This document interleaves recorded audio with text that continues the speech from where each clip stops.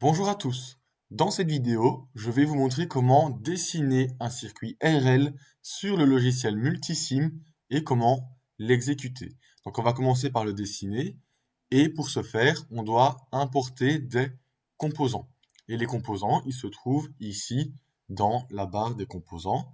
Et donc le premier composant qu'on va ajouter, c'est une source. Donc on va ici dans la catégorie Place Source, donc là où se trouvent toutes les sources. Et puis, on va choisir ici la famille. Donc, nous, on va aller dans le Power Sources et nous allons prendre une source alternative, donc un AC Power qu'on sélectionne ici. Et puis, on clique sur OK pour placer le composant sur la feuille derrière. Donc, on clique sur OK. On place ici notre source AC. Et puis, on va ajouter aussi un ground. Donc, on prend ici le ground. On clique sur OK. On place le ground en dessous. Et puis, là, on a déjà nos sources et notre source et notre ground.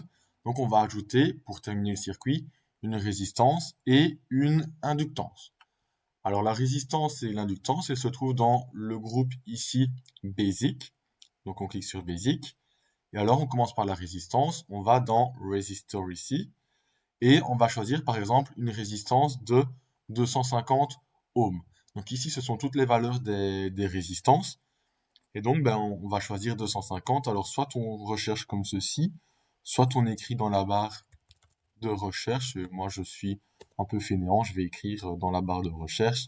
Je prends 250, je clique sur OK et je place la résistance au-dessus.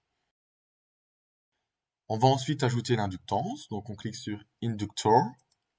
Et là, on va prendre une inductance de, par exemple, 1 Henry. Et donc, même chose, soit ici, on recherche la valeur de 1 Henry, soit on écrit dans la barre de recherche, et moi je vais l'écrire dans la barre de recherche, j'ai mis 1, et donc je vais rechercher ici la valeur de l'inductance qui vaut 1, j'appuie sur OK, et je place mon composant ici sur la feuille. Je peux fermer ici la fenêtre des composants, et on va pouvoir relier les différents composants entre eux. La première chose à faire, c'est d'effectuer une rotation sur l'inductance. Donc, je peux faire un clic droit et on peut faire un Rotate 90 degrees clockwise. Comme ceci. Alors bon, on va zoomer pour avoir un peu plus facile pour lier les composants et avoir une meilleure vue. Donc, je zoome comme ceci. Et donc là, on va lier les composants entre eux. Alors, comment est-ce qu'on va les lier? On va démarrer la source. Je me mets à sa pin de sortie. Je fais un clic gauche dessus. Et puis, je viens rejoindre ici la résistance et je n'ai pas besoin de maintenir mon clic gauche, hein. Et là, je reclique à nouveau. Et là, il y a une première connexion de fait. Et donc, je vais faire pareil pour toutes les autres connexions. Donc, entre la résistance et l'inductance. Et entre l'inductance et la source. Alors, je peux avoir ici des clics intermédiaires pour pouvoir descendre le câble de connexion. Il nous reste à lier ici le ground.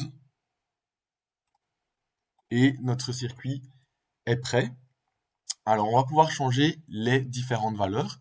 Donc, si je double-clique sur la source ici, on peut voir que je peux changer la tension en RMS, s'il y a un décalage, la fréquence, etc. Alors, je vais faire comme si on connectait le circuit au réseau. Et donc, je vais mettre du 220 volts à une fréquence de 50 Hz. Et on peut voir ici que si je vais dans les labels, on va pouvoir modifier le nom de la source de tension. Et donc, on va l'appeler par exemple Vin. On clique sur OK. Et donc, on voit ici qu'il y a bien eu toutes les valeurs de modifier. Donc, ça s'appelle Vin à du 220 volts, 50 Hz. Même chose ici pour la résistance, hein. Au lieu de l'appeler R1, on va l'appeler R. Et puis, si je retourne dans valeur, je peux modifier sa valeur et ajouter des tolérances s'il y en a. Et enfin, même chose pour l'inductance, on va l'appeler L au lieu de L1. Et la valeur, on va laisser la tolérance à 0, valeur de 1 Henry. Maintenant, ce qu'on peut faire, c'est exécuter le circuit. Donc, on va cliquer sur Run, donc le triangle vert. Et là, le circuit, il est en train de tourner. Donc, si on va dans simulation ici, on voit qu'il n'y a ni erreur, ni avertissement. Et donc, dans la prochaine vidéo, qu'est-ce qu'on va faire?